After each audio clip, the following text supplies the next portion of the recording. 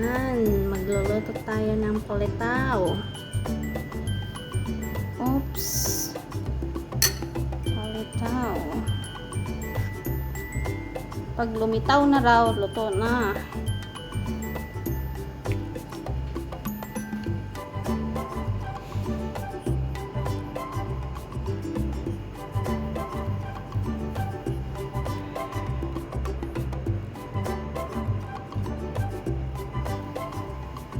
Palitaw.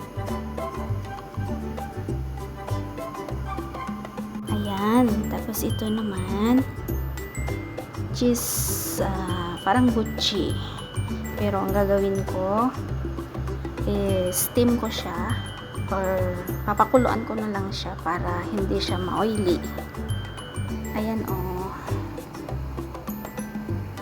tapos lalagyan ko ng sesame instead na iprito ko sana, pinakuluan ko na lang para iwas sa mantika, 'di ba?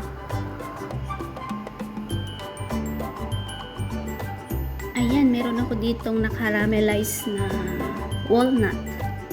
I-grind ko siya para gagamitin ko din na pang coating kasi kulang yung sesame seeds ko.